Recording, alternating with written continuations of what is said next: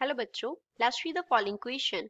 An iron rod is of the weight 50 kg force and a weight of 10 kg force is attached to its one end. हमारे पास एक iron rod given है जिसका wait है 50 kg force and उसके ऊपर एक wait है जो 10 किलोग्राम फोर्स का अटैच किया है उसके एक एंड पे. It balances itself at a point 6 metre from the same end. उसी एंड से वो 6 मीटर के डिस्टेंस पे अपने आप को बैलेंस कर रहा है. Find the length of the iron rod. हमें आयरन रॉड का लेंथ फाइंड आउट करना है. So first of all we will talk about the key concept used in the question. इस क्वेश्चन में क्या की कॉन्सेप्ट यूज हो रहा है? तो इस क्वेश्चन में हम यूज करेंगे प्रिंसिपल ऑफ मूवमेंट्स हम यूज करेंगे जिसके अकॉर्डिंग हम जब रोटेशनल इक्विलिब्रियम की बात करते हैं तो एट रोटेशनल इक्विलिब्रियम हम क्या करते हैं? We take the total anti clockwise movement. जितनी भी हमारे पास एंटी क्लॉकवाइज मूवमेंट्स होंगी वो इक्वल होंगी किसके? क्लॉकवाइज मूवमेंट के इक्वल होंगी. अब इस क्वेश्चन को सॉल्व करते हैं. सॉल्व करने के लिए हम पहले क्या करेंगे? एक रॉड कंसिडर कर लेंगे. मान लो ये हमारे पास क्या है? आयरन रॉड है. This here represent iron rod. Iron rod का जो वेट होगा वो उसके सेंटर पे एक्ट करेगा, that is 50 kg F centre पे एक्ट करेगा. अब इस एंड से मान लो जो सेंटर का डिस्टेंस है वो L है, तो इस एंड से ये डिस्टेंस भी कितना होगा? L के इक्वल होगा.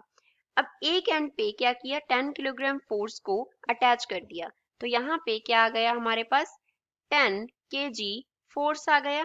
तो इसी एंड से 6 मीटर के डिस्टेंस पे वो अपने आप को बैलेंस करता है. तो यहाँ पे एक वेज लगा हुआ है, सपोज W जो है वो किसको रिप्रेजेंट करता है? वेज को रिप्रेजेंट करता है. तो ये एंड जो है वो इससे 6 मीटर है. तो यहाँ से ये डिस्टेंस जो है वो कितना दिया गया है? हमें 6 मीटर दिया गया है.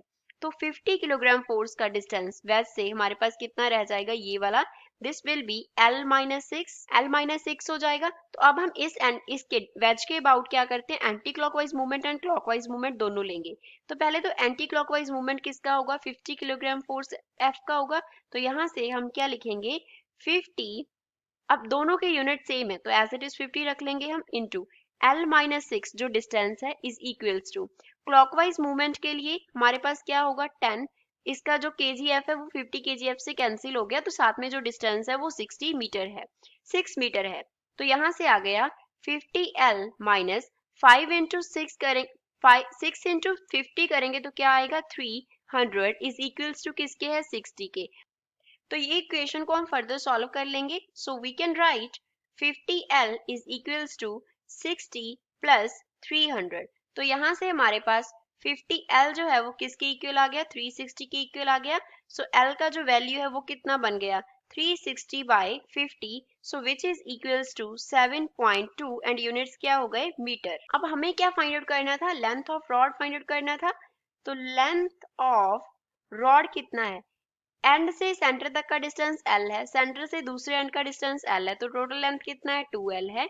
तो लेंथ ऑफ रॉड जो है वो हमारे पास आ गया 2 इंटू L का value 7.2 that is 14.4 and units क्या हो गए? Metre. So the length of rod is 14.4 meter. This is final answer for the given question. I hope you understood well. Thanks.